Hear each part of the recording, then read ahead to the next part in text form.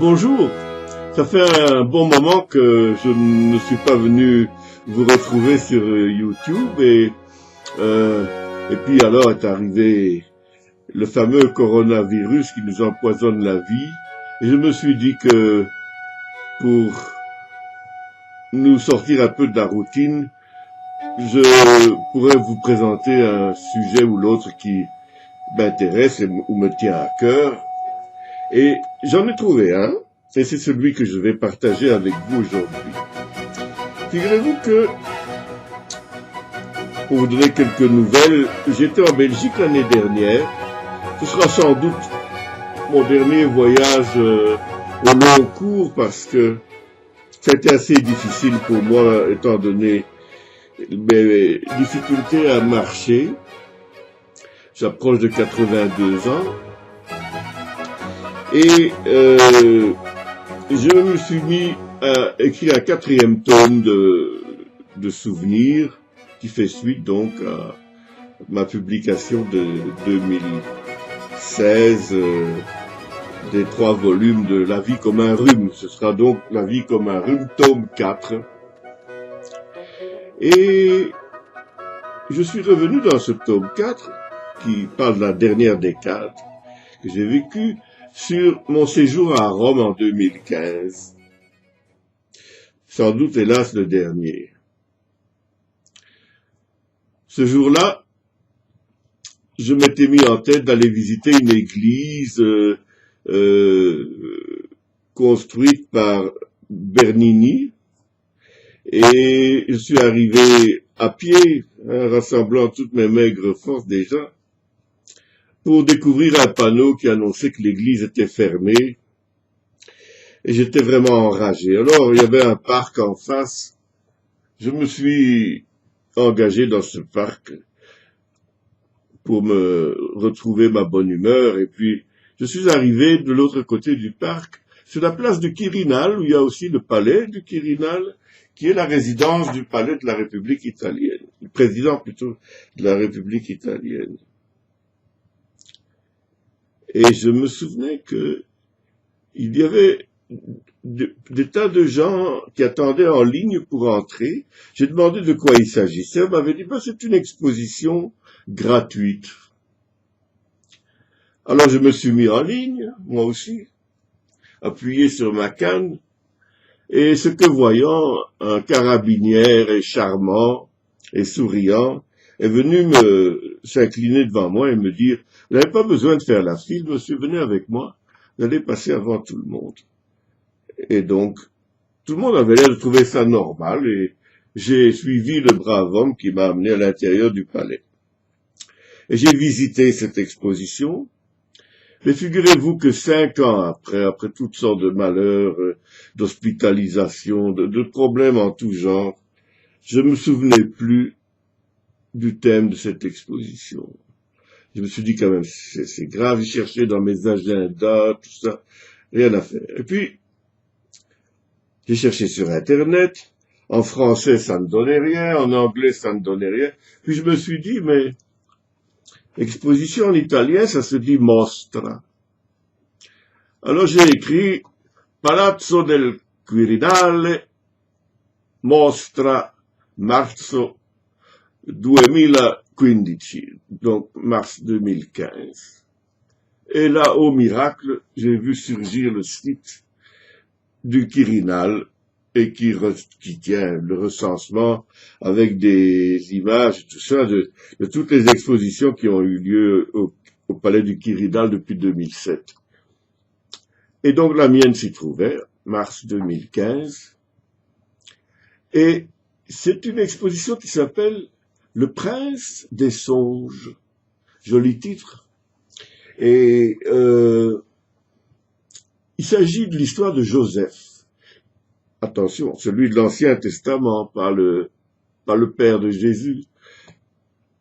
Et ce Joseph-là appartient à la lignée d'Abraham, qui a engendré Isaac, qui était prêt à mettre à mort sous l'ordre de Dieu, mais Dieu a retenu son geste, heureusement, Et Isaac a engendré Jacob, et Jacob a engendré Joseph, qu'on appelle Joseph l'hébreu, Joseph le juif. Son histoire est racontée dans la Genèse du chapitre 37 au chapitre 50. Alors je vais vous en parler un petit peu. Pour moi, l'histoire, vous savez, m'intéresse surtout quand elle est reliée à l'histoire de l'art et éventuellement à des problèmes de notre temps. Et justement, le confinement nous fait voir à quel point on est mal gouverné. On est gouverné par des gens qui sont absolument incapables d'avoir une vision du futur et de prévoir une attitude ou une action en fonction de cette vision. Et c'est justement de ça qu'il est question dans l'histoire de Joseph. Tout d'abord, avant de la raconter, sachez que les tapisseries que j'ai vues au palais du Quirinal ont été commandées par Côme Ier de Médicis, qui était le maître de Florence. On ne sait pas trop comment l'appeler, puisque c'était ni un prince, ni un roi, ni un ecclésiastique, c'est un banquier, hein. Mais un banquier qui est devenu donc un chef du petit État florentin. Et un bon banquier, Côme de Médicis, était vraiment lassé de devoir acheter des tapisseries en Flandre, en Belgique donc actuellement, la Belgique actuelle, parce que ça coûtait cher, etc. Et il avait eu l'idée que s'il faisait venir deux lissiers flamands, certain Nicolas Karcher, certain Jan Rost, il pourrait fonder un atelier à Florence de tapisserie. Les artistes prêts à dessiner des cartons ne manquaient certainement pas à Florence. Et donc il a lancé ce projet. Les deux lissiers sont arrivés à Florence. On parle là des années 1545, là. Et Côme de Médicis a sommé deux peintres de venir à une réunion pour voir s'ils accepteraient la commande de faire les cartons pour ces tapisseries. Le premier, Jacopo Pontormo, est le peintre emblématique du maniérisme avec des formes allongées, des coups très longs, des membres très longs qui ondulent et tout ça. Il y a une église à Florence où il y a une chapelle peinte par Pontormo qui est sublime. Je ne croyais pas que je n'aime pas ce courant, je l'aime beaucoup au contraire. Et puis, il y avait aussi Agnolo di Bronzino, qui est un immense portraitiste, mais un peintre génial, tout azimut, il savait tout faire. Des portraits, bien sûr, mais comme on voit des cartons de tapisserie, des scènes religieuses, enfin, il savait tout faire. Bizarrement, Pontormo ne semblait pas très chaud, pas très enthousiaste. Il a peint 3 cartons et puis il a passé la main et il n'y a plus que Bronzino qui est resté et qui a terminé le travail. Alors ce travail, finalement, il s'agit de 20 tapisseries, donc 3 sur des dessins de Pontormo et 17 sur des dessins de Bronzino qui racontent l'histoire de Joseph. Et l'exposition s'appelle Le Prince des Songes. Donc, Joseph, dans l'Ancien Testament, a laissé le souvenir d'un homme capable d'interpréter judicieusement les rêves. Voilà qui est intéressant. Et qui nous ramène à l'idée d'avoir une capacité de vision, c'est-à-dire d'avoir des intuitions sous forme de rêves ou autrement, Dieu sait. Mais de savoir quelle décision prendre pour que les affaires du pays aillent bien, ou en cas de crise, ce qui va arriver dans l'histoire que je vais raconter, pour qu'elle n'aille pas trop mal. Et voilà donc Joseph embarqué dans une histoire extraordinaire. Il est le 11e fils de Jacob, qui a eu 12 enfants en tout, et les deux derniers, donc Joseph et Benjamin, étaient les fils de Rachel, sa dernière femme, morte en couche de Benjamin, et c'étaient les enfants préférés de Jacob. À telle enseigne qu'un jour, il a offert à Jacob une tunique multicolore. C'était pas une petite affaire parce que c'était des bergers, ces gens-là, et les vêtements avaient la couleur des poils des animaux qu'ils élevaient. Donc, c'était dans les tons de beige, brun, blanc, mais pas des couleurs vives. Mais les colorants existaient, c'était des pierres qu'il fallait moudre et tout ça, mais enfin qui n'étaient pas facilement disponibles pour des bergers qui vivaient dans le désert. Et là, nous nous trouvons dans le pays de Canaan, et donc Joseph reçoit une tunique multicolore de son père, et qui rend ses frères fous de jalousie. Les 10 qui précèdent en tout cas.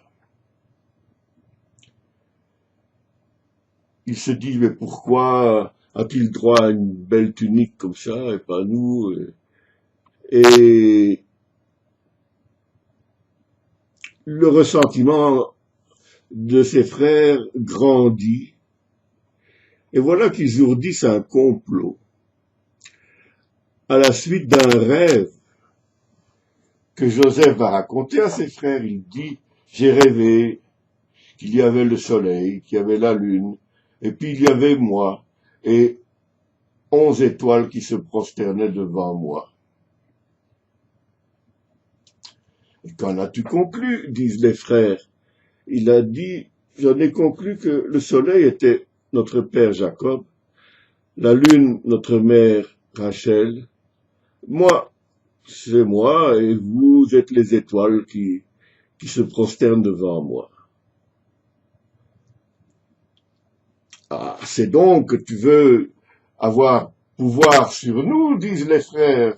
Tu veux nous dominer, etc. Donc, c'est vraiment la guerre ouverte qui se déclare à cet instant-là. Et le frère aîné, qui s'appelait Rouben, monte un complot, aidé par un autre frère qui s'appelle Judas, déjà un nom prédestiné, et ils attrapent Joseph et le jettent dans une citerne. Là, ils se demandent ce qu'ils vont en faire, et Rouben dit, mais on va quand même pas le tuer, ça sert à rien, on va le vendre à un marchand qui passe comme esclave. Et donc, peu après, passe un marchand ismaélien, et Joseph est vendu comme esclave à ce marchand ismaélien. Et ce marchand ismaélien, qui partait vers l'Égypte, rencontre des Madianites, aussi des marchands, à qui il revend Joseph, qui finalement arrive en Égypte, et le vend à un haut fonctionnaire du Pharaon, qui s'appelle Poutifar. Et Poutifar ne tarde pas à se rendre compte que Joseph a de nombreuses qualités de gestion, d'organisation, de prudence, de négociation, enfin, toutes les qualités d'un homme politique.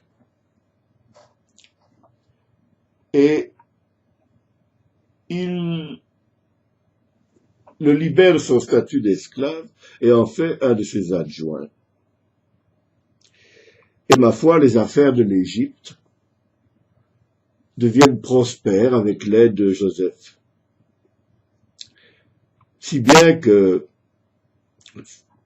son maître Poutifar, et Pharaon, euh, lui donne plein de cadeaux et le font monter en grade. Et Joseph commence à être remarqué par la femme de Poutifar qui décide de le séduire. Mais alors Joseph, ça ne l'intéresse pas du tout. Et il résiste de toutes ses forces à cette femme. Et une sorte de lutte s'engage, une sorte de viol à l'envers presque, hein, mais qui n'a pas lieu. Mais enfin, la femme de Poutifar reste avec le manteau, le vêtement de Joseph Joseph arrive à s'enfuir presque nu. Comme ça arrive à nombre de femmes, j'imagine, en proie à des violeurs.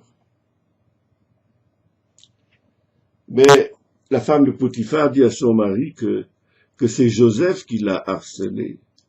Et Poutifar, furieux, fait jeter Joseph en prison. Il est bientôt rejoint par deux hauts fonctionnaires qui ont déplu à Pharaon, le maître échanson, qui s'occupe des boissons, du vin, tout ça, et le maître panetier qui s'occupe des céréales, du pain, de tout ce qui est boulangerie, tout ça. Et je ne sais trop quelle faute ils ont commis, mais enfin, les voilà en prison. Chacun d'eux raconte un rêve à Joseph. Le maître échanson raconte qu'il a rêvé d'un cep avec 3 sarments, un qui est pourri et un qui est très vigoureux et qui va porter de beaux fruits. Le maître panetier raconte qu'il a fait un rêve où il porte 3 corbeilles sur la tête, pleines de céréales, et que la dernière contient du bon grain, que les autres c'est une mauvaise récolte pourrie. Et au-dessus, sur la corbeille du dessus, il y a des oiseaux qui picorent le grain. Alors, ils veulent savoir la signification des rêves. Et Joseph leur dit au maître échanson, tu vas être rétabli dans tes fonctions, tu vas être pardonné. Quant à toi, dit-il au maître panetier, ton rêve signifie que tu vas être pendu et décapité, que ta tête sera picorée par les oiseaux. Et bien sûr, les événements vont donner raison à Joseph. Ce qui fait que le pharaon commence à se dire, mais ce type, il est vraiment intéressant, on va le sortir de prison, même Poutifar a oublié l'incident avec sa femme. Il sort Joseph de prison. Là, Pharaon vient lui raconter un rêve, lui dit, voilà, j'ai rêvé de 7 vaches maigres, et pardon, d'abord de 7 vaches grasses, et puis de 7 vaches maigres.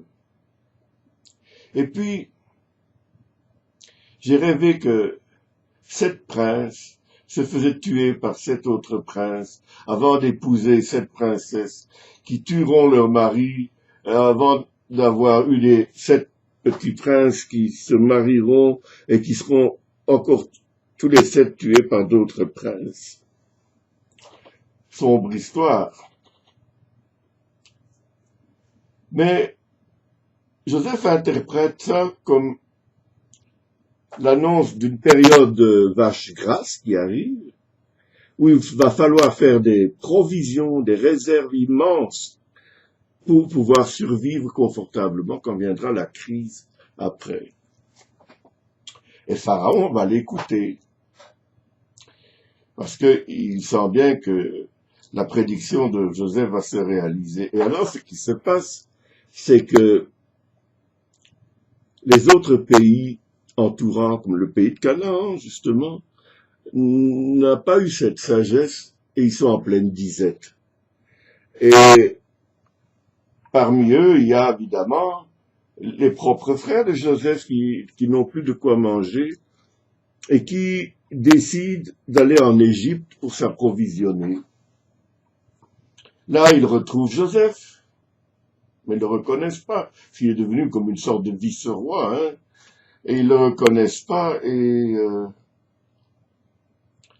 mais Joseph les reconnaît, évidemment.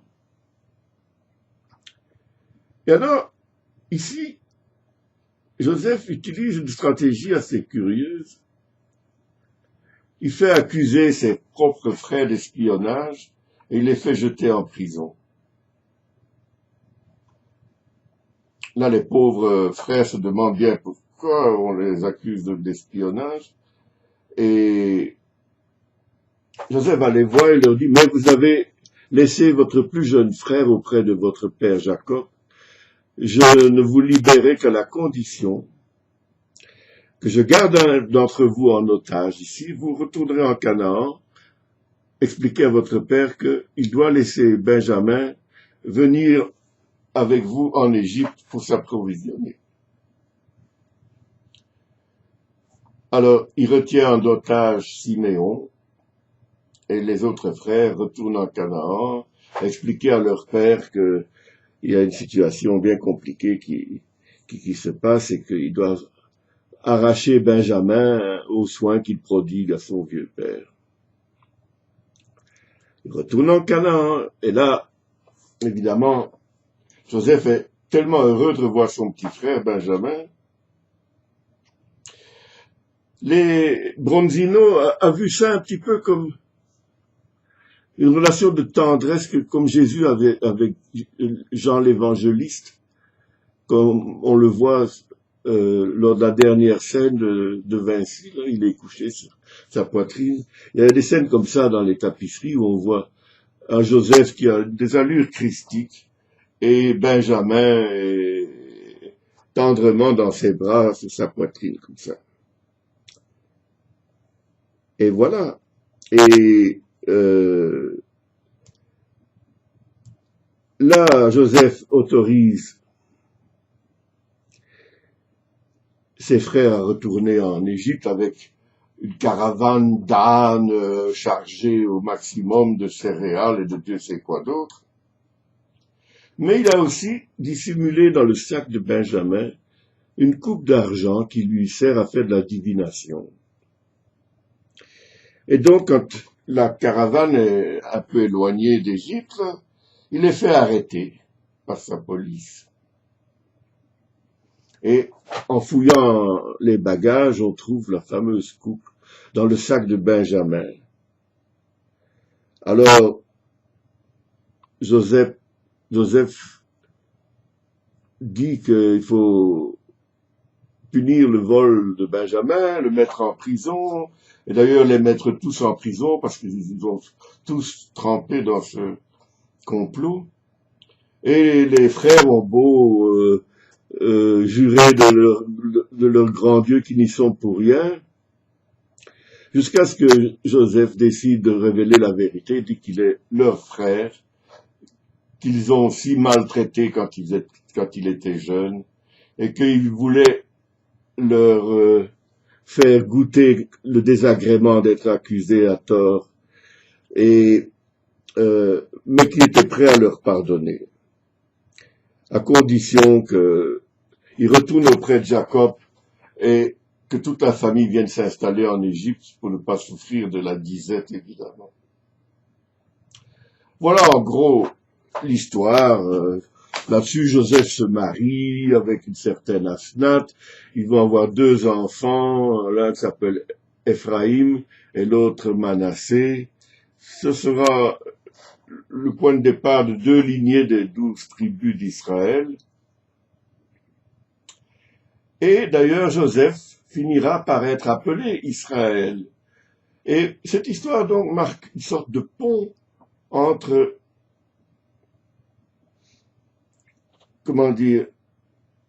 le séjour du peuple juif en Israël, en Égypte, et plus tard, l'épisode où Moïse va sortir le peuple d'Israël d'Égypte et lui faire traverser la mer Rouge et traîner 40 jours dans le désert. Moi, ce qui m'intéresse dans cette histoire, comme je vous l'ai dit, c'est une certaine conception du pouvoir, un pouvoir éclairé par la divination, l'intuition, et qui est totalement orienté pour le bénéfice de tout le peuple.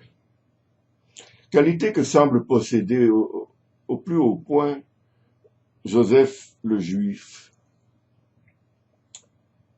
et que nos politiciens d'aujourd'hui n'ont peut-être jamais eu, qui sait. D'autre part, il n'y a pas beaucoup d'exemples dans l'histoire des hommes où on pense que les rêves peuvent nous guider. Évidemment, en psychanalyse et dans d'autres formes de thérapie, les rêves sont très importants, mais pourquoi n'ont-ils pas la cote, si on peut dire, dans d'autres milieux comme l'enseignement, la politique, l'université, la recherche? Ce serait, de telles choses ont été soulevées à l'occasion de l'attitude de certains chercheurs avec l'histoire de la chloroquine et Dieu sait quoi d'autre.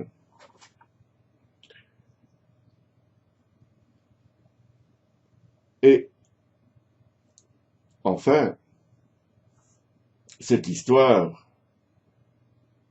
mise en image, je dirais, par la volonté de Côme Ier de Médicis, a donné lieu à une série de 20 tapisseries formidables, d'une beauté dont vous avez pu vous apercevoir en écoutant mon petit exposé, puisque vous savez que je l'agrémente toujours d'images, et je le ferai pour celle-ci aussi, évidemment.